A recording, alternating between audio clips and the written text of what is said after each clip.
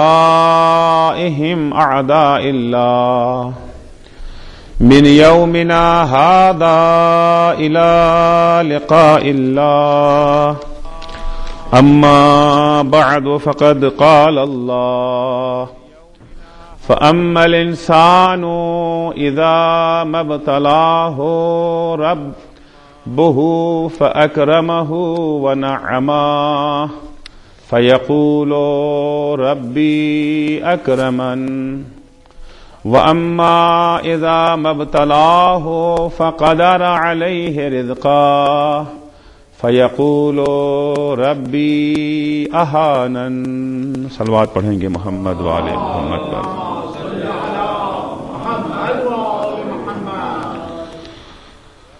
درخواست ہے سورہ فاتحہ کی سید ملک علی، نور محمد اور فاطمہ بنت احمد مرحومین کے لیے. اللہم صل علی محمد. بسم اللہ الرحمن الرحیم الحمد للہ رب العالمین الرحمن الرحیم مالک یوم الدین ایاک نعبد و ایاک نستعین اہدنا الصراط المستقیم صراط الذین انعمت علیہم غیر المغضوب علیہم ولا الضالین. اللہم صل علی محمد وآل محمد. کل کے مجلس میں نے ایسا کہ عرض کیا تھا کہ اللہ نے ہمیں بے شمار نعمتیں عطا کی ہیں. یہ ساری نعمتیں بہت ہی گرا بہا بلکہ بے بہا ہیں، لیکن یہ ساری نعمتیں یکساں بھی نہیں ہیں. کچھ نعمتیں وہ ہیں جنہیں کچھ نعمتوں پر فضیلت حاصل ہے. یعنی اگر کبھی ہم کسی نعمت کو کسی نعمت کی خاطر چھوڑنے پر مجبور ہو جائیں تو جس نعمت کی فضیلت کم ہے اس نعمت کو قربان کر دیں گے اس نعمت کو بچانے کے لیے جس کی فضیلت اور قدر و قیمت زیادہ ہے. ہمارا یہ المیہ ہے کہ ہم نے جن نعمتوں کو پہچانا ہے، جنہیں ہم نعمت سمجھتے ہیں، جن کے مل جانے پر خوش اور جن کے چھن جانے سے ہم غمزدہ ہو جاتے ہیں، ان کا تعلق صرف مادی نعمتوں سے ہے. اگر ہمیں دولت دنیا مل جائے، اگر ہمیں دنیا کا عہدہ و منصب مل جائے، اگر ہمیں دنیا میں عزت و شہرت مل جائے تو ہم پھولے نہیں سماتے. اور جب یہ نعمتیں ہم سے چھن جاتی ہیں تو ہم سمجھتے ہیں کہ ہماری زندگی بے معنی ہو گئی ہے، گویا ہماری زندگی کا خاتمہ ہو گیا. اب جینے کا یہ جو ہے مزہ ہی کیا ہے. جبکہ قرآن کی روشنی میں ائمہ طاہرین علیہم السلام کی تعلیمات کی روشنی میں اگر دیکھیں تو ان کے علاوہ بھی کچھ نعمتیں ہیں. نہ صرف یہ کہ ان کے علاوہ کچھ نعمتیں ہیں بلکہ وہ نعمتیں اتنی قیمتی نعمتیں ہیں کہ ان کے مقابلے میں ان مادی نعمتوں کی کوئی حیثیت ہی نہیں ہے. وہ کسی گنتی شمار ہی میں نہیں ہے. وہ نعمت ایمان ہے، وہ نعمت حب اہل بیت ہے، وہ نعمت تشیع ہے، وہ نعمت دینداری ہے.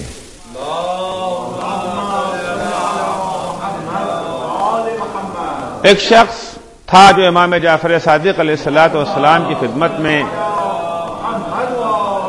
ہر سال زیارت کے لیے آتا تھا، ہر سال حج بیت اللہ سے مشرف ہوتا تھا اور حج کے بعد امام کی خدمت میں حاضر ہوتا تھا امام کی زیارت کے لیے.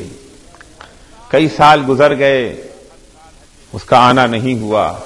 ایک سال اس کا ایک دوست آیا امام سے ملنے کے لیے. امام نے اس شخص کے بارے میں پوچھا کہ اس کا کیسا حال ہے، وہ کس حال میں ہے. تو اس شخص نے بیان کیا کہ مولا اس کا حال تو بڑا خراب حال ہے، بیچارہ غربت کا شکار ہو گیا ہے، کاروبار چوپٹ ہو گیا ہے، بزنس ختم ہو گیا ہے، کوڑی کوڑی کا محتاج ہے، اسی لیے تو آپ کی خدمت میں حاضر نہیں ہو پایا. اتنے برس ہو گئے ہیں وہ آپ کی خدمت میں آ نہ سکا.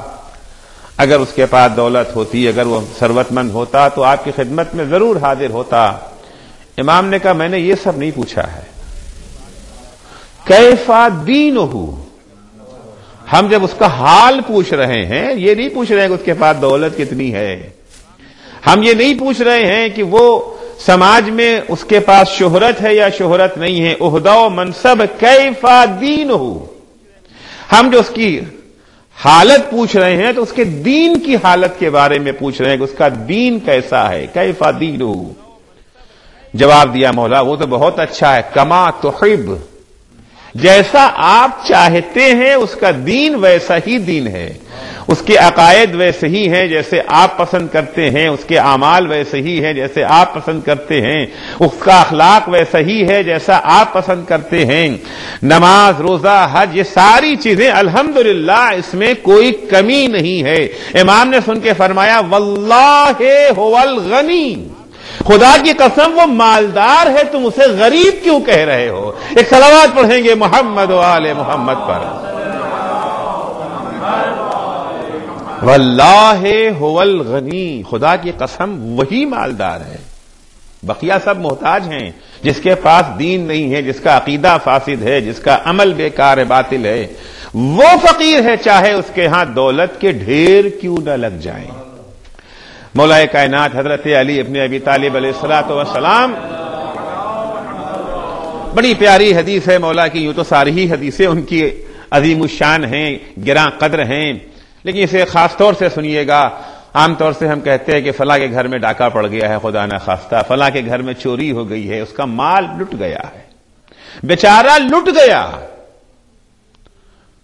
یہ جو ہے لٹا ہوا شخص کون ہے؟ جس کی دولت لٹ جائے وہ لٹا ہوا شخص ہے، جس کے گھر میں ڈاکہ پڑ جائے وہ لٹا ہوا شخص ہے، جسے راستے میں جو ہے لٹیرے گھیر کر کے اس کا سب کچھ چھین لیں وہ لٹا ہوا شخص ہے۔ مولا فرماتے ہیں المسلوب من سلب دینہ، لٹا ہوا شخص وہ ہے جس کا دین لٹ جائے، جس کی دولت لٹ گئی ہے، جس کے گھر میں ڈاکہ پڑ گیا ہے، جسے لٹیروں نے راستہ بند کر کے اس کا سارا مال چھین لیا ہے، اسے دانے دانے کا محتاج بن گیا ہے، لٹا ہوا وہ نہیں ہے۔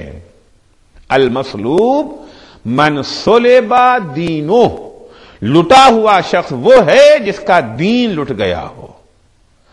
ہمیں اگر ہمارا مال لٹ جاتا ہے تو ہمیں بہت تکلیف ہوتی ہے، ساری توجہ ہماری ہوتی ہے، گھر کو اتنا مضبوط بناتے ہیں، تالے پہ تالے لگا دیتے ہیں، طرح طرح کے تالے لگاتے ہیں جسے چور توڑ نہ سکے، جسے چور کھول نہ سکے۔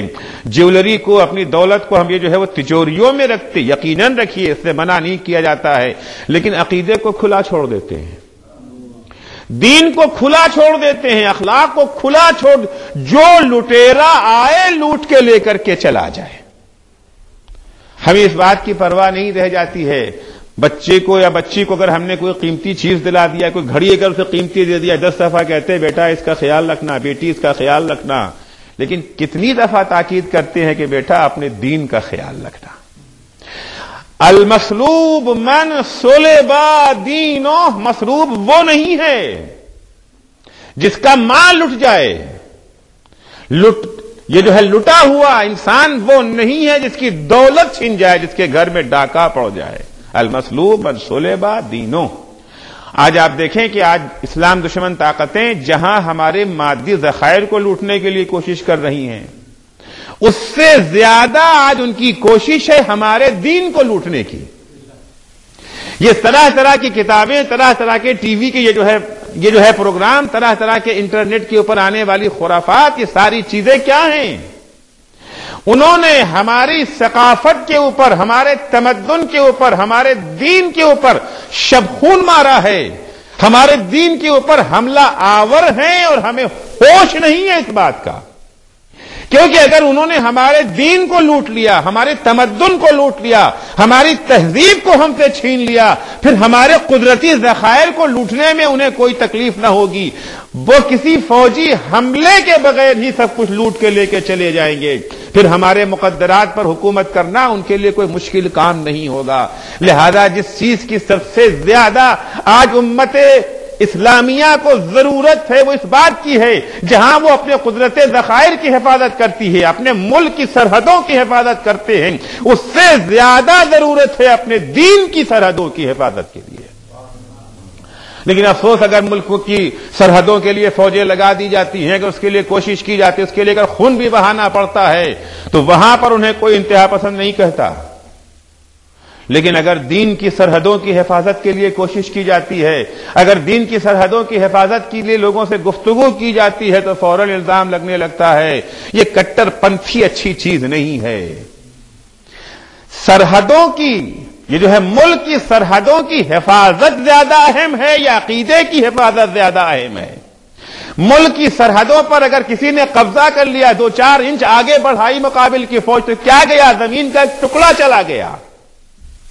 لیکن اگر دینی سرحدیں خالی رہ گئیں اور خدا نہ خواستہ اگر دین سے ہم محروم ہو گئے یا دین کے کسی ایک حصے سے ہم محروم ہو گئے، محرومیت چاہے عقیدے کے لحاظ سے ہو، چاہے اخلاق کے لحاظ سے ہو، چاہے احکام کے لحاظ سے ہو، اس سے بڑی محرومیت اور کیا ہو سکتی ہے؟ جناب ابو ذر اپنے دین کی حفاظت کے لیے جتنا انہوں نے جہاد کیا، اور جناب ابو ذر کو یہ جو ہے جلا وطن کیا جا رہا ہے، ربضہ بھیجا جا رہا ہے. کیوں؟ کیا وجہ تھی؟ کسی کا حق مارا تھا ابو ذر نے، کسی بے گناہ کو قتل کیا تھا ابو ذر نے، کسی کو تکلیف پہنچائی تھی ابو ذر نے. ابو ذر کا صرف ایک گناہ تھا کہ ابو ذر اپنے دین کا سودا کرنے کے لیے تیار نہیں ہو رہے تھے. ایک ہی تو گناہ تھا ابو ذر کا، اور کیا تھا؟ اپنے دین کا سودا کرنے کے لیے ابو ذر تیار نہیں ہو رہے ہیں، اور اس سودا نہ کرنے کے نتیجے میں جو تکلیفیں برداشت کرنا ہے ابو ذر کو، جو مصائب جھیلنا ہے ابو ذر کو، تصور کر کے بھی انسان دہل جاتا ہے. تصور کر کے بھی انسان دہل جاتا ہے. جس وقت حاکم وقت نے ابو ذر کو مدینے سے جلا وطن کرنے کا حکم دے دیا، ساتھ میں یہ بھی حکم دیا تھا کہ ابو ذر کو رخصت کرنے کوئی نہ جائے گا. حکومت وقت کی طرف سے پابندی ہے کہ ابو ذر کو رخصت کرنے کوئی نہیں. ابو ذر قتل گاہ کی طرف جا رہے ہیں، جلا وطن نہیں کیے جا رہے، وہاں سے زندہ پلٹ کے ابو ذر نہیں آئیں گے. لیکن مولا کائنات اور حسنین نے حکومت وقت کے حکم کی پرواہ نہ کرتے ہوئے ابو ذر کو رخصت کرنے کے لیے آ گئے. جس وقت جناب ابو ذر کو مولا کائنات رخصت کر رہے تھے، اس وقت جو خطبہ مولا نے دیا ہے، مختصر تھا خطبہ. خطبے سے مراد کوئی ممبر پہ آ کر کے تقریر نہیں ہے، چند جملوں کا یہ جو ہے مکالمہ ہے جو ابو ذر سے کیا ہے. نہج البلاغہ میں یہ پورا خطبہ جو ہے موجود ہے. مولا ابو ذر سے خطاب کر کے یا ابو ذر غضبت للہ، اے ابو ذر اگر تم نے جھگڑا مول لیا ہے، اگر تم نے حکومت وقت سے جھگڑا مول لیا ہے، تمہارے جھگڑے کا مقصد دنیا حاصل کرنا نہیں تھا، غضبت للہ. اے ابو ذر تم نے حکومت وقت کے خلاف جو غصہ کیا، جو غیظ میں آ گئے، تمہارے غصے کا سبب اللہ تھا. فرجو من غضبت لہ، تو ابو ذر تم اسی سے جزا کی امید رکھو جس کے خاطر تم نے جھگڑا مول لیا ہے. بڑا ظریف جملہ ہے. اکثر اوقات ہم لوگ دین کے لیے کام کرتے ہیں اور جزا دنیا والوں سے چاہتے ہیں، اور وہ ملتی نہیں. نتیجے میں کیا ہوتا ہے؟ ہم مایوسی کا شکار ہو جاتے ہیں، تھک جاتے ہیں. بہت سے لوگوں کو دیکھا ہے کہ شروع میں آئے ہیں سینٹروں میں، ادھر ادھر دین کے کاموں میں بڑے انہماک سے کام کر رہے ہیں، 2-4 سال کے بعد دیکھا بالکل یہ جو ہے گوشہ نشی. کیوں بھائی؟ ارے مولانا کوئی فائدہ نہیں ہے، جتنا مرے جاؤ ان کے پیچھے، یہ سوائے گالیوں کے، سوائے الزامات کے ہمیں کچھ دیتے ہی نہیں ہیں. بڑا ثابت قدم رہنا مشکل ہوتا ہے. میدان میں آ جانا بعض اوقات آسان ہوتا ہے، لیکن میدان میں ڈٹے رہنا، ثابت قدم رہنا، یہ بہت مشکل ہوتا ہے. لہذا مولا کائنات ابو ذر سے خطاب کرتے ہیں، ابو ذر کو حوصلہ بڑھاتے ہیں، ابو ذر کو آنے والے مشکلات سے آگاہ کرتے ہیں. ابو ذر یہ مت سمجھنا کہ اگر تم جا رہے ہو تو کل کوئی جو ہے وہ صلوات اور سلام کے ساتھ تمہارے پاس آئے گا. ہو سکتا ہے تمہیں ربضہ کے میدان میں بھوکے اور پیاسے دنیا سے چلے جانا پڑے. فرجو یا ابا ذر انکا غضبت للہ، اے ابو ذر تم نے غصہ کیا، تم غصے میں آئے ہو اللہ کی خاطر، تم نے حکومت وقت کے خلاف آواز اٹھائی اللہ کی خاطر. فرجو من غضبت لہ، تو جس کی خاطر تم نے یہ تحریک چلائی ہے، جس کی خاطر تم غصے میں آئے ہو، جس کی خاطر تم غیظ میں آئے ہو، اجر کی امید بھی اسی سے رکھنا. بندگان خدا سے امید نہ رکھنا، ورنہ مایوسی کے سوا کچھ نہ ملے گا تمہیں. فرجو من غضبت للہ ان القوم خافوا علیک ان القوم خافوک علی دنیاہم وخفتہم علی دینک. ایک خطرہ حکومت کو تم سے تھا اور ایک خطرہ تمہیں حکومت سے تھا. ایک ڈر حکومت کو تم سے تھا اور ایک ڈر تمہیں حکومت سے تھا. حکومت کو کس چیز کا خطرہ تھا؟ ان القوم خافوک علی دنیاہم. حکومت کو تم سے خطرہ یہ تھا کہیں تم ان کی دنیا ان سے نہ چھین لو، کہیں تم ان کی دنیا تباہ نہ کرو. جو محل انہوں نے اپنے لیے بنا رکھے تھے، جو رنگین زندگیاں انہوں نے اپنے لیے سجا رکھی تھی، کہیں ان کی رنگین زندگیوں کو تم ان سے نہ چھین لو. یہ انہیں خطرہ تم سے تھا. تمہاری تقریروں سے، تمہارے بیانات سے، تمہاری جو ہے گفتگو سے یہی نظر آ رہا تھا انہیں. وَخِفْتَهُمْ عَلَى دِينِكَ. انہیں اپنی دنیا کا تم سے خوف تھا، تمہیں اپنے دین کا ان سے خوف تھا کہ کہیں ان کے سامنے خاموشی، ان کی جو ہے کاسالیسی، ان کی خوشامد پسندی، ان کے دربار میں ان کی مدح و ثنا تمہارے دین کو تباہ نہ کر دے. تمہیں دنیا تو مل جاتی، تمہیں دولت تو مل جاتی، تمہیں عہدے تو مل جاتے. ایسا نہیں تھا کہ خلافت وقت ابو ذر کو محروم رکھتی. ابو ذر کو تو ہاتھوں ہاتھ لیا جاتا، جو عہدہ مانگتے ابو ذر دے دیا جاتا. گورنر بننا ہے وہ مل جاتا، جتنی دولت ابو ذر مانگتے انہیں دے دی جاتی. اور ایسا نہیں ہے کہ پیشکش نہیں ہوئی ابو ذر کو. ابو ذر کو پیشکش کی گئی. جس وقت جناب ابو ذر یہ جو ہے شام یہ جو ہے بھیجے گئے ہیں، جب مدینے کی حکومت عاجز آ گئی ہے ابو ذر سے، تو ان کو معاویہ کے پاس شام بھیج دیا کہ شام میں آ کر کے بہتوں کا دماغ ٹھیک ہو گیا ہے، بہت سے لوگ لائن میں لگ گئے ہیں، بہت سے لوگ راستے پہ آ گئے، بھیج دو ابو ذر کو ہمارے پاس. جناب ابو ذر جب شام پہنچتے ہیں، وہاں پہنچنے کے بعد بھی جناب ابو ذر اپنے طریقے سے باز نہیں آتے ہیں. وہی باتیں ہیں، وہی لہجہ ہے، وہی تقریر ہے، وہی انداز ہے. بعض لوگ ہوتے ہیں نا، موقع محض دیکھ دیکھ کر کے بولتے ہیں کس امام باڑے میں کون سی چیز چلے گی. ایک جگہ کے اوپر جو ہے وہ تبلیغی مجلس پسند کی جاتی ہے، وہاں تبلیغی مجلس پڑھ دیں گے. دوسری جگہ پر دوسرے قسم کی پسند کی جاتی ہے، وہ والی وہاں پڑھ دیں گے. ابو ذر شام پہنچے، لیکن شام پہنچنے کے بعد بھی ابو ذر کا انداز وہی ہے جو مدینے میں انداز تھا. اب معاویہ نے عمرو عاص سے جو ہے مشورہ کیا کہ کیسے ان کو خاموش کیا جائے، کیسے انہیں خریدا جائے، کیونکہ وہاں بڑے بڑے جا کر کے یہ جو ہے بک جایا کرتے تھے. کیا عمرو عاص نے کہا دیکھیے ہر ایک کی ایک قیمت ہوتی ہے. کوئی 10 میں بکتا ہے، کوئی 100 میں بکتا ہے، کوئی 1000 میں بکتا ہے، کوئی لاکھ میں بکتا ہے، کوئی کروڑ میں بکتے سبھی ہیں، قیمتیں الگ الگ ہیں. البتہ انسان اپنے اوپر قیاس کرتا ہے نا، اس سے زیادہ تو وہ سوچ ہی نہیں سکتا. سب بکتے ہیں، قیمتیں الگ الگ ہیں، ذرا ان کی قیمت زیادہ چکانی پڑے گی. معاویہ نے دربار میں جو بلانے سے پہلے، کچھ کام لینے سے پہلے، بعضوں سے کام لے کر کے پیسہ دیا جاتا ہے، یہاں پر اجرت پہلے دی جا رہی ہے. اپنے یہ جو ہے قاصد کو بھیجا تھیلی کہ یہ آپ کو خلیفۃ المسلمین، آپ کو یہ جو ہے امیر معاویہ جو خلیفہ تو اور امیر شام نے آپ کی خدمت میں تحفہ بھیجا ہے، غلام لے کر کے آیا. معاویہ نے کہا کیا کوئی کہیں سے یہ جو ہے مال غنیمت آیا ہے، مسلمانوں کے درمیان تقسیم ہو رہا ہے؟ معاویہ نے جو ہے صبح تک کا بھی انتظار نہ کیا اور رات ہی میں بھیج دیا ہمارے پاس. کہ نہیں حضور یہ تقسیم نہیں ہے، یہ تو آپ کے لیے خصوصی اسپیشل تحفہ ہے، یہ آپ کے لیے خصوصی تحفہ ہے. ابو ذر نے تحفہ قبول کرنے سے انکار کر دیا، تو جانتے تھے اس کی قیمت کیا دینی پڑے گی. یہ دولت، یہ اشرفیوں کی تھیلیاں خامخواہ نہیں بھیجی گئی ہیں، اشرفی کی تھیلی واپس آ گئی. اب اس کے بعد معاویہ نے کہا یہ تو نہیں پھنسے. عمرو عاص نے کہا پھنسیں گے کیوں نہیں، ہر ایک کو بہکانے کا الگ الگ طریقہ ہوتا ہے، ہر ایک کا شیطان الگ طرح کا ہوتا ہے. یہ تحفے کے نام پہ نہیں لیں گے، ہم دیکھتے ہیں کیسے یہ نہیں مانیں گے. جو غلام لے کر کے پہلے گیا تھا اشرفی کی تھیلیاں، اس غلام کو بلایا، کہا تم آزاد ہونا چاہتے ہو؟ اب کسے آزادی نہیں چاہیے، ہر غلام کی خواہش یہ ہے کہ اسے آزادی مل جائے. کہا ہاں بالکل میں آزاد ہونا چاہتا ہوں. کہا تمہاری آزادی موقوف ہے اس بات کے اوپر کہ قبول کر لیں. اگر ابو ذر نے تھیلی قبول کر لی، ادھر تھیلی قبول ہوئی، ادھر تم آزاد. تو ابھی تک تو یہ جو ہے نوکر بن کے گیا تھا، قاصد بن کے گیا تھا، اسے کیا ہے، قبول کریں چاہے قبول نہ کریں. اب اس کا اپنا مسئلہ ہو گیا، اب اس کا اپنا معاملہ ہو گیا، اسے اپنی آزادی چاہیے. تھیلی لے کر کے جناب ابو ذر کے پاس آیا. ابو ذر، کیا تم نہیں چاہتے کہ ہم آزاد ہو جائیں؟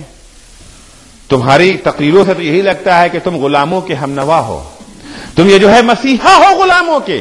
تم نے ہمیں لوگوں کی آزادی کے لیے، ہمیں لوگوں کے حقوق کے لیے اتنی ساری مشکلیں تم نے ہم لوگوں کے لیے جو ہے برداشت کی ہے، کیا تم یہ نہیں چاہتے کہ ہم آزاد ہو جائیں؟ ابو ذر نے کہا کیوں نہیں، میری تو خواہش ہے، دلی خواہش ہے کہ تم آزاد ہو جاؤ. کہا میری آزادی آپ کے ہاتھ میں ہے، میری آزادی آپ کے ہاتھ میں. آپ اگر چاہیں تو میں آزاد ہو سکتا ہوں. کہ میرے ہاتھ میں کیسے ہے؟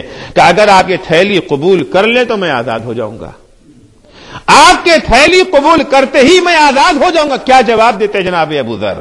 اتقوا من فراست المومن، مومن کی ذہانت سے بچو، ڈرو مومن کے ذہانت. مومن بیوقوف نہیں ہوتا ہے، مومن سازشوں کو اچھی طرح سمجھتا ہے. ابو ذر نے کہا میں چاہتا تو ہوں کہ تو آزاد ہو جائے، اپنے کو غلام بنا کر کے تجھے آزاد نہیں کرانا چاہتا. تھیلی لے لوں گا، تو آزاد ہو جائے گا، مگر میں ہمیشہ کے لیے معاویہ کا غلام بن جاؤں گا. صلوات پڑھیں گے محمد و آل محمد پر.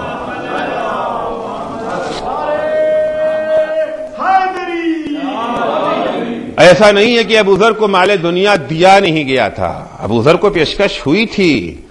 فرماتے ہیں ان القوم خافوک علی دنیاہم وخفتہم علی دینک. اے ابو ذر، انہیں تم سے خوف تھا اپنی دنیا کے سلسلے میں، کہ اگر ابو ذر کی زبان چلتی رہی، اگر ابو ذر زندہ رہ گئے، اگر ابو ذر سماج میں رہ گئے تو ہماری یہ حکومت باقی نہیں بچے گی، ہمارا یہ اقتدار خطرے میں ہے، ہماری یہ دولت خطرے میں ہے. یہ جو ناانصافیاں ہو رہی ہیں، یہ جو عوام کا خون چوسا جا رہا ہے، یہ جو ناجائز طریقے سے دولتوں کے انبار لگائے جا رہے ہیں، اس میں روک تھام لگانا پڑے گی. اور تمہیں خوف یہ تھا کہ اگر تم ان کے ہم نوائی کرنے لگے، اگر تم ان کی ہاں میں ہاں ملانے لگے، اگر تم ان کے ظلم پر خاموش رہ گئے تو تمہارا دین خطرے میں پڑ جائے گا. امام فرماتے اترک فی ایدیہم ما خافوا علیک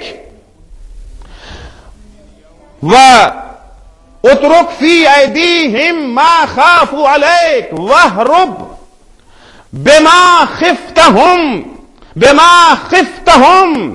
اے ابو ذر، جس چیز کا انہیں تم سے خوف ہے وہ انہیں چھوڑ دو، اور جس چیز کا تمہیں ان سے خوف ہے اسے لے کر کے یہاں سے چلے جاؤ.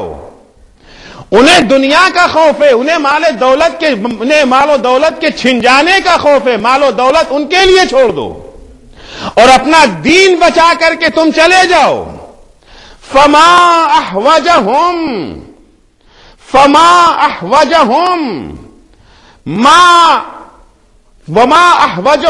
ما عندك. اے ابو ذر، فما احوجهم ما منعتهم الى ما منعتهم. ابو ذر، جو چیز تم بچا کے اپنے ساتھ لے جا رہے ہو اس کی انہیں زیادہ ضرورت ہے. وما اغناک عما نہوک یا عما منعوک، اور جس چیز سے انہوں نے تمہیں محروم رکھا ہے اس سے تم بے نیاز ہو. تم دین بچا کے لے جا رہے ہو، دولت ان کے پاس، وہ تمہیں نعمتیں دنیا سے محروم کر رہے ہیں، وہ تمہیں مدینے کی زندگی سے محروم کر رہے ہیں، تمہیں ربضہ بھیج رہے ہیں جہاں کھانے کے لیے کچھ نہیں ہے، جہاں پینے کے لیے میسر نہیں ہے، وہ تمہیں آب و دانے دنیا سے محروم کر رہے ہیں. تمہاری وہ شخصیت ہے کہ تم ان مال دنیا سے بے نیاز ہو، لیکن جو چیز تم لے کر جا رہے ہو اپنے ساتھ وہ دین ہے، اور انہیں دین کی زیادہ ضرورت ہے. وَسَتَعْلَمُ مَنِ الرَّابِحُ غَدًا. کل پتا چلے گا کہ فائدے کا سودا کس نے کیا، کون فائدے میں رہا. کل قیامت کے دن معلوم ہوگا. تم جو دین بچا کے دنیا چھوڑ کے چلے گئے تم فائدے میں ہو، یا یہ جنہوں نے دین کو بچا لیا دنیا کو قربان کر دیا یہ فائدے میں ہے. سَتَعْلَمُ مَنِ الرَّابِحُ غَدًا وَأَكْثَرُهُمْ حُسَّدًا. کل معلوم ہوگا کس کی زندگی قابل رشک ہے، کس کی زندگی قابل غبطہ ہے؟ کل جب قیامت کا دن ہوگا، جب حساب و کتاب ہوگا، دنیا والوں کا حساب، دین والوں کا حساب، دین والے جنت میں، دنیا والے جہنم میں، کل کون حسرت سے کہے گا اے کاش ان کے جیسے ہم ہو جاتے؟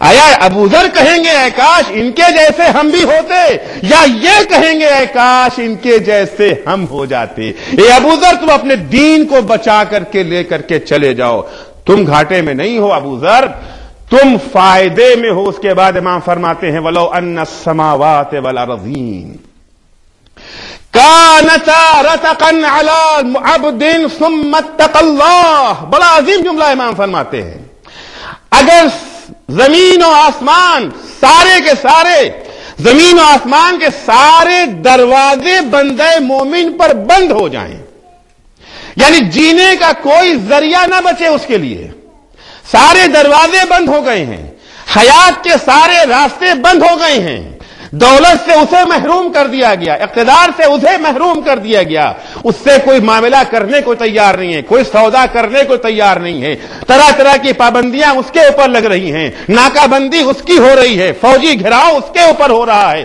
پانی بند کر دو، کھانا بند کر دو، تجارت بند کر دو، ان سے تعلقات کو توڑ لو، سارے راستے اگر بند ہو جائیں اور ان تمام تکلیفوں کو دیکھنے کے باوجود انسان تقوی الہی سے دوری اختیار نہ کرے، ثم اتق اللہ، دیکھیے اچھے حالات میں تقوی اختیار کرنا بڑا آسان ہوتا ہے، ہم جاب پہ جا رہے ہیں، نہ ہمیں کوئی نماز سے روک رہا ہے، نہ کوئی ہمیں روزے سے روک رہا ہے، ہم نماز بھی پڑھ سکتے ہیں، روزہ بھی رکھ سکتے ہیں، حج بھی بجا لا سکتے ہیں، نوکری بھی نہیں چھوٹے گی، جاب اپنی جگہ برقرار، کاروبار اپنی جگہ پہ برقرار، یہ ایک آسان کام ہے، اگرچہ یہ آسان کام بھی ہم کرنے کو تیار نہیں ہوتے ہیں، لیکن بات تو وہاں ہوتی ہے جہاں دین کو اپنانے کے نتیجے میں ہمیں نعمتیں دنیا سے محروم ہونا پڑ جاتا ہے، نماز پڑھنے کے نتیجے میں جاب سے محروم ہو جائیں گے، روزہ رکھنے کے نتیجے میں بزنس سے محروم ہو جائیں گے، حج جانے کے نتیجے میں شہری حقوق سے محروم کر دیے جائیں گے،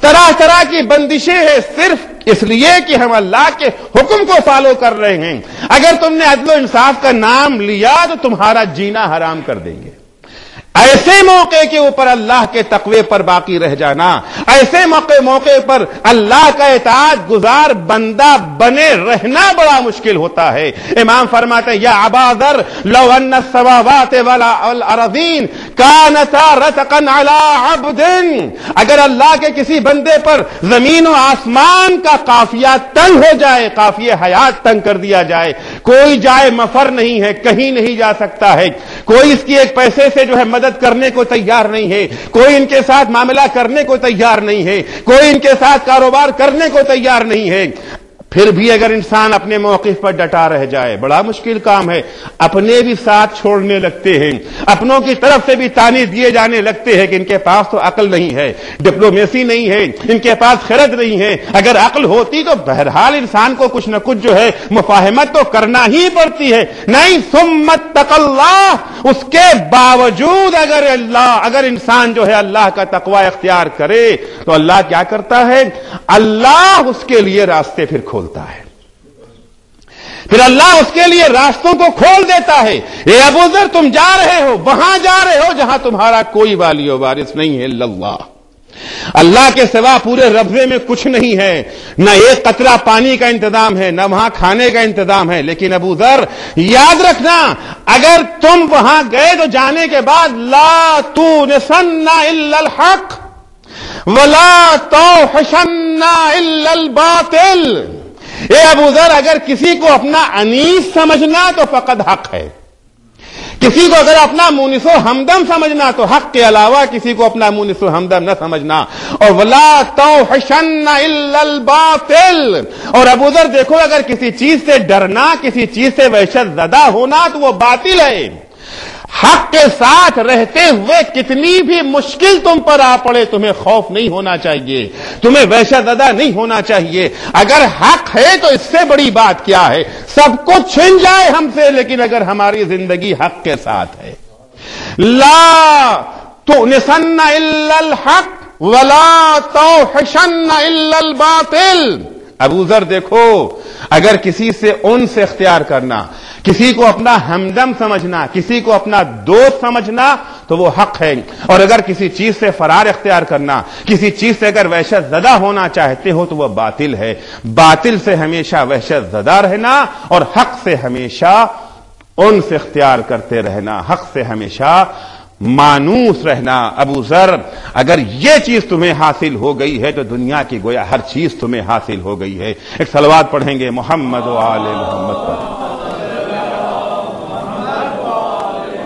اس کے بعد امام فرماتے، اے ابو ذر، ابھی بھی موقع ہے، اگر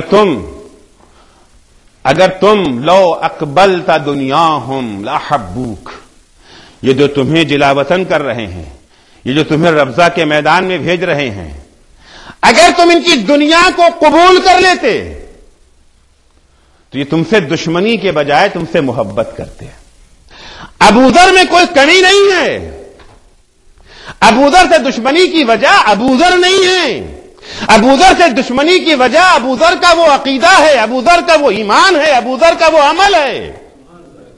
ابو ذر، اگر آج اگر تم ان کی دنیا سے محبت کرنے لگو، آج اگر تم ان کی دنیا قبول کر لو تو لاحبوک ولو قرضت منها لآمنوک، اور اگر ان کے ساتھ اٹھنے بیٹھنے لگو، ان کے ہم پیالہ بن جاؤ، ان کی دنیا میں سے کچھ حصہ، ان کا عہدہ قبول کر لو تو تمہارے لیے ہر طرح کا تحفظ حاصل ہے، پھر نہ ربضہ ہے نہ ربضہ کی سختیاں ہیں۔ لیکن ابو ذر، یہ سب چیزیں تو تمہیں مل جائیں گی، عہدہ مل جائے گا، منصب مل جائے گا، لیکن دین سے تم محروم ہو جاؤ گے۔ ابو ذر نے کیا قبول کیا؟ اختیار ہے نا، ابو ذر کو مجبور نہیں تھے۔ بعض دفعہ لوگوں کو یہ جو ہے جلا وطن کر دیا گیا، کوئی اس کے پاس دوسرا راستہ ہی نہیں ہے، کمپنی سے نکال باہر کر دیا، کوئی دوسرا آپشن ہی نہیں تھا۔ نہیں، آپشن ہے ان کے پاس، راستہ ہے ان کے پاس۔ ابو ذر، اگر دین کا سودا کر لو، تمہیں ہم عہدہ دیں گے، تمہیں منصب دیں گے، تمہیں دولت دیں گے، اور اگر تم نے دین کو ہمارے ہاتھ نہ بیچا، اگر تم دین خدا پہ قائم رہ گئے تو تمہیں یہ ساری سختیاں برداشت کرنی پڑے گی۔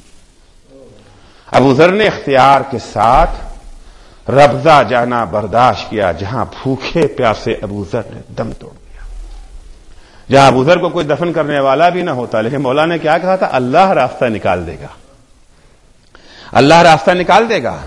جب ابو ذر کا انتقال ہو گیا تو بیٹی آ کر کے اس راستے پہ کھڑی ہو گئی جہاں سے قافلے گزرا کرتے تھے۔ ایک قافلہ آ رہا تھا، قافلے کو روکا، روکنے کے بعد کہا کہ مسلمان دنیا سے گزر گیا ہے، اسے دفن کر دو۔ کون ہے مسلمان؟ صحابی رسول ابو ذر ہیں۔ کیا مقدر ہے ابو ذر کا؟ قافلہ مالک اشتر کا جا رہا تھا، مالک اشتر کا قافلہ جا رہا تھا۔ مالک اشتر آنے کے بعد عزت و احترام کے ساتھ ابو ذر کو دفن کیا۔ اگر آسمان و زمین کے سارے راستے بھی بند ہو جائیں، اگر انسان کے پاس تقویٰ ہے تو اللہ خود راستے کھول دیتا ہے۔ جتنا البتہ ہمارے لیے یہ جو ہے مصلحت ہے، ہمیشہ دولت کا مل جانا مصلحت نہیں ہوتا ہے، ہمیشہ عہدے کا مل جانا مصلحت نہیں ہوتا ہے۔ اگر دولت ہمارے لیے مفید ہے، سارے راستے بند ہو جائیں پھر بھی خدا ہمیں دولت سے نوازے گا۔ اگر عہدہ ہمارے لیے مفید ہے، سارے راستے بند ہو جائیں پھر بھی خدا ہمیں یہ جو ہے نوازے گا اس چیز سے۔ لیکن اگر ہم نے دنیا کو حاصل کرنا چاہا دین کا سودا کر کے، دنیا کی نعمتوں کو ہم نے زیادہ اہم سمجھ لیا، دینی نعمتوں کو ہم نے کم قیمت عطا کی، ہم نے اسے کم قیمت سمجھا دین کی چیزوں کو۔ مولا کائنات فرماتے ہیں کہ اگر کوئی انسان دنیا کو حاصل کرنا چاہے گا دین کا سودا کر کے، لفتح اللہ علیہ ما اضر منہ، ہم جس نقصان سے بچنے کی خاطر دین کا سودا کر رہے ہیں، خداوند عالم اس سے زیادہ نقصان میں اسے جو ہے مبتلا کر دے گا۔ اور بالکل یہی جملہ اسی سے جو ہے ملتا جلتا ہے جملہ امام حسین علیہ الصلوۃ والسلام کا۔ مولا فرماتے ہیں من حاول امرا بمعصیت اللہ فہو افوت لما یرجو واسرع لما یحذر، جو شخص اپنا دنیاوی مقصد حاصل کرنا چاہے گا اللہ کی نافرمانی کر کے، جاب لینی ہے ہمیں، عہدہ لینا ہے، کاروبار ہے، بزنس ہے، لوگوں سے تعلقات بنانا ہے، مقبولیت حاصل کرنا ہے، شہرت حاصل کرنا ہے، یہ ساری چیزیں منع نہیں ہیں اسلام میں، لیکن یہ چیزیں کبھی حلال طریقے سے حاصل ہوتی ہیں، کبھی حرام طریقے سے حاصل ہوتی ہیں۔ دولت کبھی حلال طریقے سے ملتی ہے، دولت کبھی حرام طریقے سے ملتی ہے۔ کبھی عہدہ و منصب حاصل کرنے کے لیے حرام کام انجام دینا پڑتا ہے۔ امام حسین فرماتے ہیں اگر کوئی شخص اپنا مقصد دنیاوی حاصل کرنے کے لیے حرام راستے کو اپنائے گا، معصیت خدا کے راستے کو اپنائے گا، فَهُوَ أَفْوَتُ لِمَا يَرْجُو وَأَسْرَعُ لِمَا يَحْذُرُ، جو حاصل کرنا چاہتا ہے وہ نہیں ملے گا، اور جس چیز سے بچنا چاہتا ہے اسی میں پھنس جائے گا۔ حاصل کرنا چاہتے ہیں دولت، اللہ کی نافرمانی کے ذریعے نہیں ملے گی۔ ہم فقر و فاقے سے بچنا چاہتے ہیں، گمنامی سے بچنا چاہتے ہیں، بدنامی سے بچنا چاہتے ہیں، اور راستہ ہم نے وہ اختیار کیا جو حرام راستہ ہے، گناہ کا راستہ ہے، اللہ کی معصیت کا راستہ ہے۔ امام فرماتے ہیں فَهُوَ أَسْرَعُ لِمَا يَحْذُرُ، جس سے بھاگ رہے تھے اسی کا شکار ہو جائے گا۔ عمر سعد بہترین مثال ہے، عمر سعد بہترین مثال ہے۔ عمر سعد نے اقتدار حاصل کرنے کے جو راستہ اپنایا وہ کون سا راستہ ہے؟ وہ ہے گناہ کا راستہ، وہ حرام کا راستہ۔ عمر سعد کو جو ابن زیاد نے طلب کیا ہے اپنے ہاں اور کہا ہے، جو بحث ہو رہی تھی کربلا میں حسین سے لڑنے کے لیے کسے بھیجیں؟ اب حسین جیسی عظیم شخصیت کے لیے کسی معمولی انسان کو تو نہیں بھیج سکتے، اپنے دانش میں جو سب سے بہتر ہو۔ عمر سعد ابن وقاص کا بیٹا ہے، ایک شہرت رہی ہے سعد ابن وقاص کی، پیغمبر کی یہ جو ہے اصحاب میں سے رہے ہیں سعد ابن وقاص۔ خود عمر ابن سعد بھی جو ہے وہ اصحاب پیغمبر میں سے ہے، بچپن تھا عمر ابن سعد کا مگر دیکھا تو ہے اس نے بھی پیغمبر کو، ایک شہرت ہے اس کی، عالم اسلام میں پہچانا جاتا ہے، لہذا انتخاب عمر سعد کا کیا گیا۔ بلایا ابن زیاد نے عمر سعد کو اور کہا کہ تمہیں ایسے ایسے کربلا جانا ہے حسین کے مقابلے میں، ان سے بیعت لو، بیعت نہ کرے تو ان کا سر قلم کر لو۔ عمر سعد نے کہا ابن زیاد تیرا دماغ خراب ہو گیا ہے، ایسا نہیں ہے کہ عمر سعد واقف نہیں ہے، پہچانتا نہیں ہے حسین کو، قتل حسین کے گناہ سے ناآشنا ہے، جاہل نہیں ہے، حسین کو پہچانتا ہے، جانتا ہے کہ حسین کون ہے، عظمت حسین سے آشنا ہے، خون حسین میں ہاتھوں کو رنگین کرنے کے گناہ سے آشنا ہے۔ کہتا ہے ابن زیاد تیرا دماغ خراب ہو گیا، میں اپنے ہاتھوں کو حسین کے خون سے رنگین کروں گا؟ یہ نہیں ہو سکتا، میں تو رہ جا رہا ہوں، یزید نے مجھے رے کا گورنر بنایا، یہ فرمان ہے۔ ابن زیاد نے کہا دیکھے تو، ہاتھ میں لیا، لے کے رکھ لیا، کہا پہلے کربلا اس کے بعد رہے، پہلے کربلا پھر رہے، ابھی تک امتحان کا موقع نہیں آیا تھا، ابھی حسین کے قتل سے انکار کر رہا ہے، اسے گناہ عظیم سمجھ رہا ہے، لیکن اب مسئلہ بیچ میں کیا آ گیا؟ گورنری کا مسئلہ آ گیا، حکومت کا مسئلہ آ گیا۔ یہی تو انسان پہچانا جاتا ہے، شناخت تو یہیں پر ہوتی ہے۔ ابھی بھی اللہ کا تقوی ہے یعنی ثم اتقوا اللہ، یہ وہ منزل ہے اگر اس کے باوجود انسان اللہ کا تقوی اختیار کرے۔ کہتا ہے مجھے سوچنے کا وقت مہلت دو، ابھی تو صاف انکار کر رہا تھا، اب جب عہدے کی باری آ گئی کہتا ہے ہمیں مہلت دو، یہ پہلا قدم ہے گناہ کا۔ یہ سوچنے کا کیا موقع ہے؟ یہ سوچنے کی کون سی بات ہے؟ تمہیں تو پتا ہے کہ حسین بے گناہ ہیں، تمہیں معلوم ہے کہ حسین راکب دوش رسول ہے، تم جانتے ہو حسین کون ہے اور یزید کون ہے، تجھے اچھی طرح پتا ہے۔ کہتا ہے مجھے سوچنے کا موقع دو۔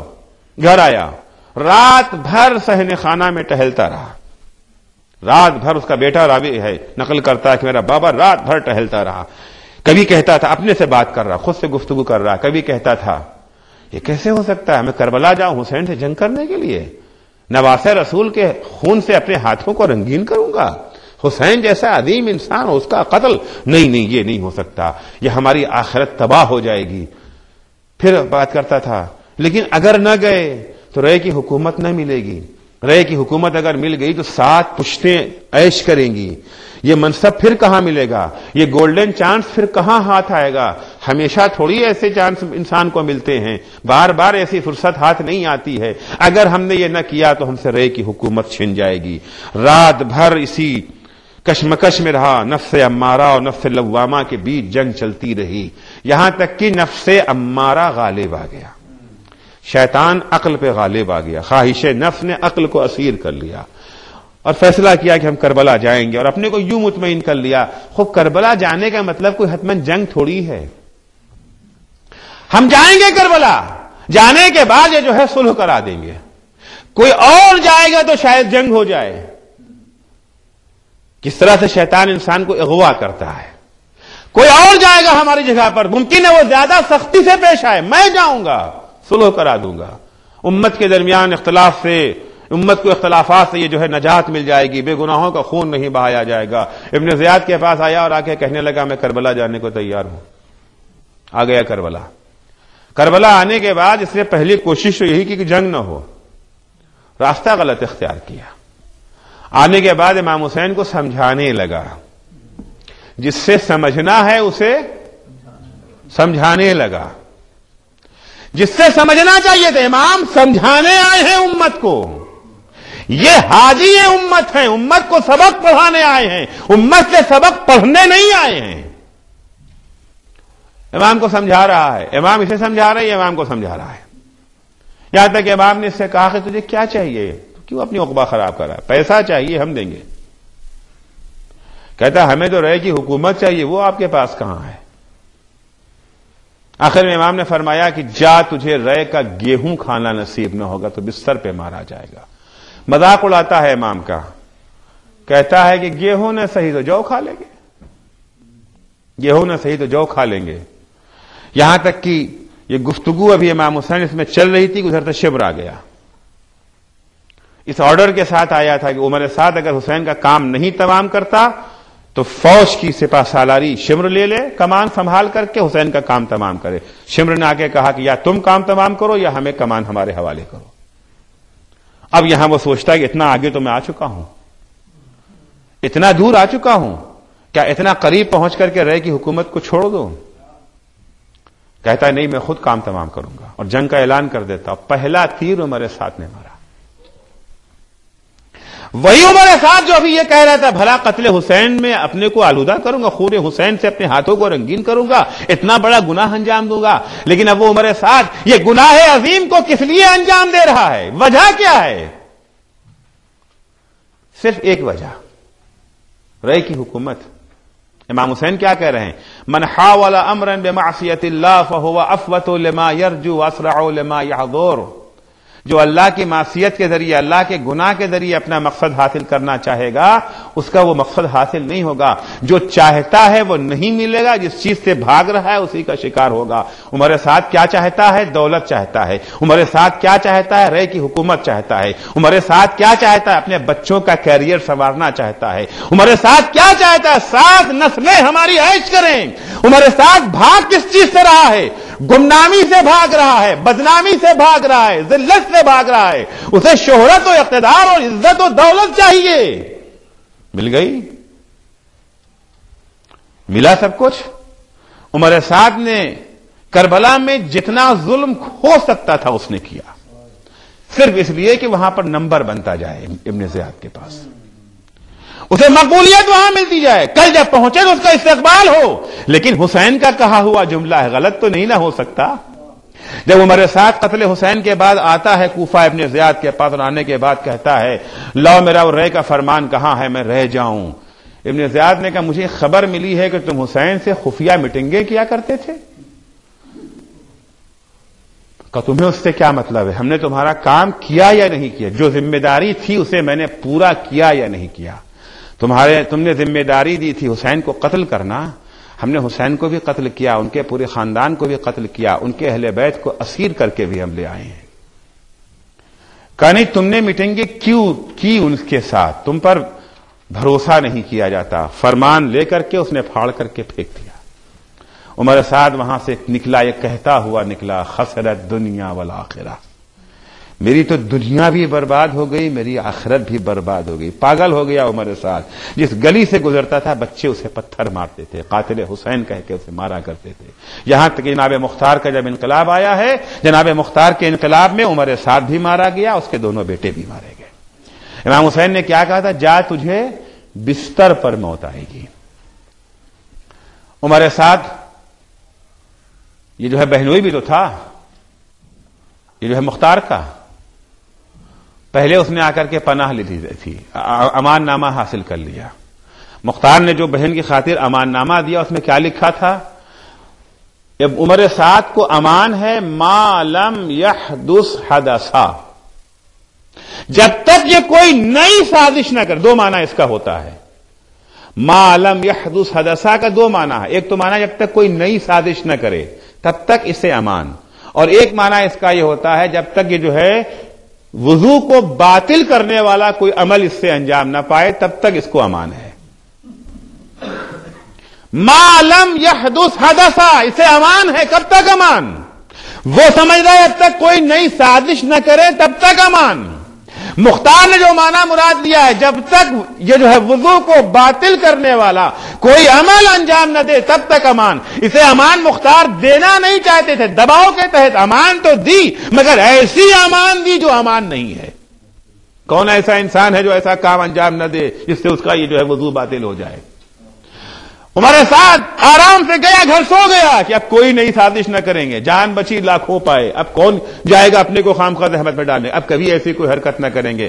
ادھر عمر سعد بستر پہ سو رہا ہے، ادھر مختار نے اپنے سپاہیوں کو بھیجا، کہا جاؤ اسے جو ہے وہ گرفتار کر کے لاؤ. دیکھو بڑا مکار ہے، اگر کہے ذرا مجھے کپڑا وپڑا تبدیل کرنے دو اسے وہیں پہ قتل کر دینا. سازشی ذہن ہے اس کا.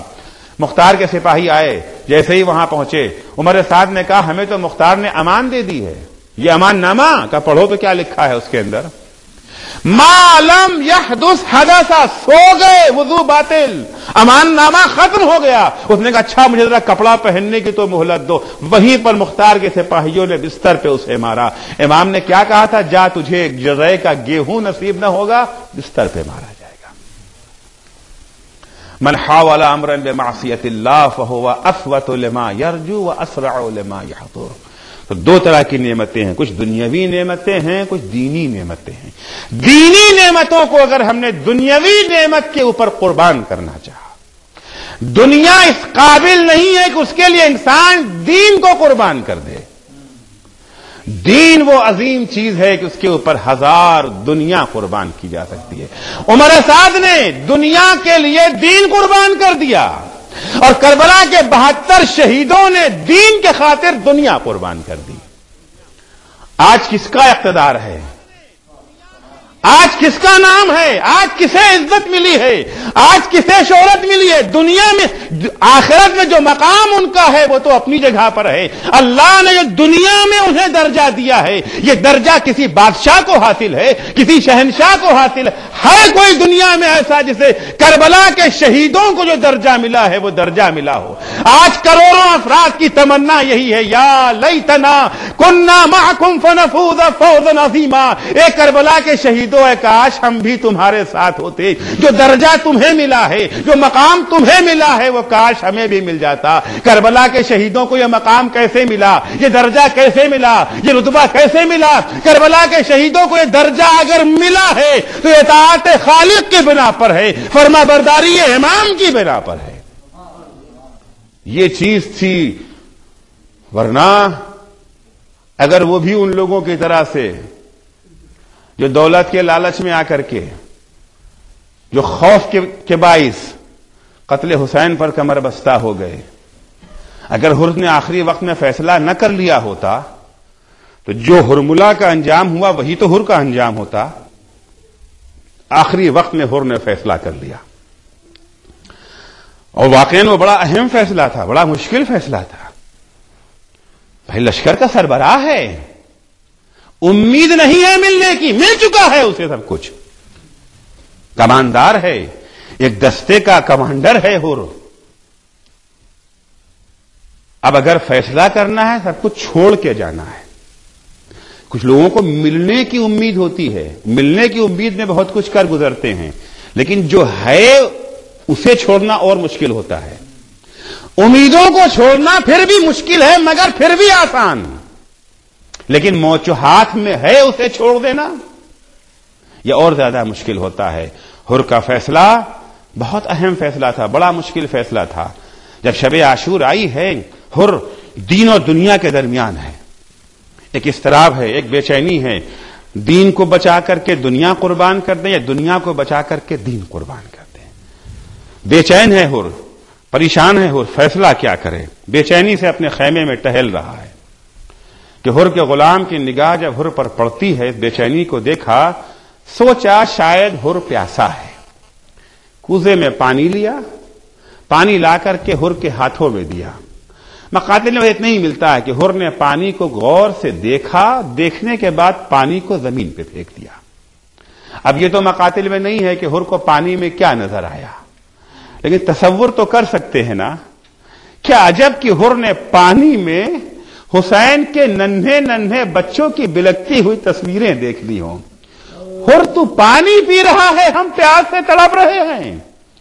جب حر کے غلام نے یہ دیکھا کہ حر نے پانی کو زمین پر پھینک دیا ہے, حر کے بھائی کے پاس گیا اور جا کے کہا, آج میں تمہارے بھائی کا عجب عالم دیکھ رہا ہوں, بے چینی سے ٹہل رہے ہیں.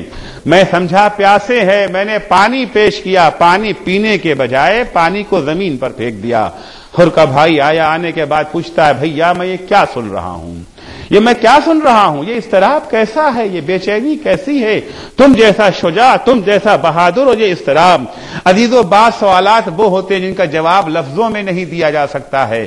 حر نے بھائی کے ہاتھ کو پکڑا, خیمے سے باہر آیا, آ کر کے حسین کے خیمے کے پیچھے کھڑا ہو گیا. کہ بھیا تم میرے اضطراب کی وجہ جاننا چاہتے ہو کہ میں پریشان کیوں ہوں, بھیا میں اضطراب میں کیوں پڑا ہوا ہوں, غور سے سنو, تمہیں اپنا جواب مل جائے گا. اب جو حر کے بھائی نے غور سے سنا کہ بھیا میرے کانوں میں ایک آواز آ رہی ہے. کہ کیا سنا؟ کہ حسین کے خیمے سے ننھے ننھے بچے الاتش, ہائے پیاس, ہائے پیاس کے نعرے بلند کر رہے ہیں. کہ بھیا یہی تو میرے اضطراب کا سبب ہے. بھیا انہیں پہچانتے ہو, یہ کون ہے؟ یہ وہی تو ہے نا جب ہمارا لشکر پیاس سے ہلاک ہو رہا تھا, انہوں نے صرف انسانوں کو نہیں ہمارے جانوروں تک کو پانی پلایا. بھیا یہ کہاں کا انصاف, آج ہمارے جانور تک پانی پی رہے ہیں. ہائے رسول کا نواسا, اس کے ننھے ننھے بچے پیاس سے تڑپ رہے ہیں. اجرکم اللہ. اضطراب کی رات تمام ہوئی اور اطمینان کی صبح نمودار ہوئی. اب حر نے فیصلہ کر لیا ہے, میں دنیا کو دین پر سے قربان کر دوں گا, دنیا بچا لوں, دنیا کو قربان کر دوں گا, دین کو بچا لوں گا. حر نے اپنے ارادے کا اظہار اپنے بیٹے سے کیا. کہا بیٹا میں تو آقا کی خدمت میں جا رہا ہوں. کہاں جا رہے ہیں؟ وہاں جہاں پیاس ہے. حر کو تو پتا ہے وہاں کیا ہے, جہاں پیاس ہے, جہاں کے اوپر تھوڑی دیر میں جنگ شروع ہونے والی ہے, ان سب کا خاتمہ ہو جائے گا. حر کو یہ بھی پتا ہے, حر اسی جو ہے فوج کا افسر ہے نا, اس کو تو پتا ہے شہید ہونے کے بعد غسل و کفن بھی نہ ملے گا, شہید ہونے کے بعد قبر بھی میسر نہ ہوگی. ارے لاشوں کو گھوڑے کی ٹاپوں سے پامال کیا جائے گا. سب کچھ جانتے ہوئے حر نے فیصلہ کر لیا, ساری تکلیفیں برداشت ہیں مگر دین کو قربان کر دینا برداشت نہیں ہے. چلتا ہے حسین کے لشکر کی طرف, تھوڑی دور آہستہ آہستہ لشکر سے دور ہوتے ہوتے ایک حصہ لشکر کا نکل گیا. ایک جگہ پہ رک کر کے اپنے بیٹے سے کہتا ہے, بیٹا میرے ہاتھوں کو باندھ دو. کیوں بابا, کیوں بابا؟ نظریہ جب تبدیل ہو جاتا ہے دیکھیے, کیوں بابا ہاتھوں کو کیوں باندھوں؟ کہا بیٹا انہی ہاتھوں سے تو لجام فرس پہ ہاتھ ڈالا تھا. اے بیٹا میری آنکھوں پہ پٹی باندھ دو. کیوں بابا؟ بیٹا حسین سے آنکھ ملانے کی تاب نہیں ہے. حر کے بیٹے نے ہاتھوں کو باندھا, آنکھوں پہ پٹی بندھی. باپ اور بیٹے حسین کے خیمے کی طرف جا رہے ہیں. ادھر دور سے جب حسین کی نگاہ حر پہ پڑی, اس کے بیٹے پہ پڑی, مزاج شناس نگاہ امامت پہچان گئی. یہ وہ والا حر نہیں ہے جس نے دین کے اوپر جو ہے اپنی دنیا کو فوقیت دی تھی. اب یہ وہ حر آ رہا ہے جو دین کو دنیا پر مقدم رکھ رہا ہے. آواز دیتے ہیں بیٹا علی اکبر مہمان آ رہا ہے, میرے بھیا عباس، ارے استقبال کو آگے بڑھو، مہمان آ رہا ہے۔ ادھر سے علی اکبر آگے بڑھے، عباس آگے بڑھے، قاسم آگے بڑھے، حر کو لے کر کے آقا کی خدمت میں آئے۔ حر آقا کی خدمت میں آتے ہی اپنے سر کو حسین کے قدموں پہ رکھ دیتا ہے۔ حلی من توبہ، آقا کیا میری توبہ قبول ہو سکتی ہے؟ اللہ کیا کریم گھرانہ ہے، کیا کریم گھرانہ ہے۔ کل کے دشمن کو حسین نے ایک دفعہ جھک کر کے حر کو اٹھایا، اپنے سینے سے لگایا۔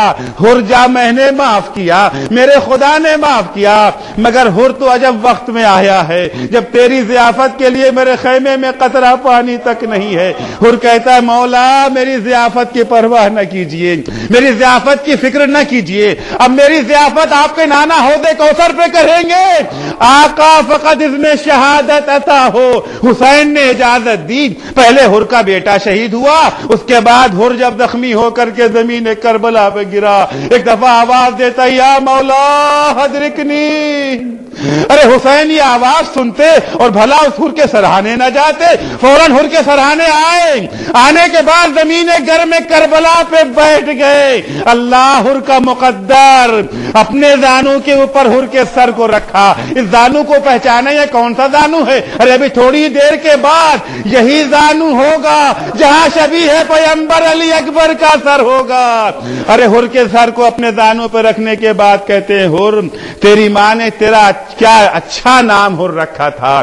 اللہ اکبر، جب حر نے دنیا کو مقدم رکھا تھا تو حسین نے کہا تھا تیری ماں تیرے ماتم میں بیٹھے۔ اب جب حر نے دین کو مقدم رکھا ہے، حر وہی حر ہے، حسین وہی حسین ہیں، ارادے بدل گئے، نیت بدل گئی۔ اب حسین کیا کہتے ہیں؟ تیری ماں نے کیا اچھا تیرا نام حر رکھا ہے۔ اے عزیزو، جب حسین نے کہا تھا حر تیری ماں تیرے ماتم میں بیٹھے تو جواب میں حر نے کیا کہا تھا؟ جواب میں حر نے یہی تو کہا تھا نا کہ مولا آپ نے تو میری ماں کا نام لے لیا، لیکن میں کیا کروں؟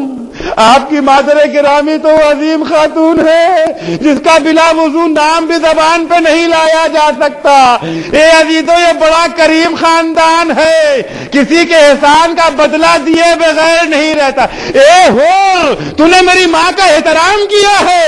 حسین نے حر کو وہ تحفہ دیا جو کربلا کے کسی شہید کو نہ ملا۔ ایک دفعہ جیب سے رومال فاطمہ نکالا، حر کی زخمی پیشانی پہ باندھا۔ اے حر، میری ماں کا تحفہ قبول کر لے۔ الا لعنت اللہ علی قوم الظالمین وسيعلم الذین ظلموا ای منقلب ینقلبون۔ بار الہ واسطہ ہے محمد و آل محمد کا، ہماری اس مختصر سی عبادت کو قبول فرما۔ پالنے والے صدقے میں اہل بیت اطہار کے ہمیں توفیق عنایت فرما۔ جب کبھی دین و دنیا ہمارے سامنے ٹکرائے ہمیں توفیق دے، ہمیشہ دین کو مقدم رکھیں دنیا کے اوپر۔ پالنے والے کتنی ہی مشکلیں ہوں، کتنے ہی مصائب ہوں، کتنی ہی پریشانیاں ہوں، ہمارے قدم میں لغزش نہ آنے پائے، ہم کبھی ایمان سے پیچھے نہ ہٹ سکیں۔ معبود تجھے واسطہ ہے محمد و آل محمد کا، جو بیمار ہیں انہیں شفائے کاملہ عنایت فرما، جو پریشان حال ہیں ان کی پریشانیوں کو دور فرما، جو مقروض ہیں ان کے قرضوں کو ادا فرما، جو بے روزگار ہیں انہیں روزگار عنایت فرما۔ معبود واسطہ ہے محمد و آل محمد کا، جو بے اولاد ہے انہیں نیک اور صالح اولاد عنایت فرما، جو صاحب اولاد ہیں انہیں اپنی اولاد کی صحیح تربیت کی توفیق عنایت فرما۔ اللہم عجل فی فرج مولانا صاحب الزمان واجعلنا من اعوانہ وانصارہ۔ ماتم حسین۔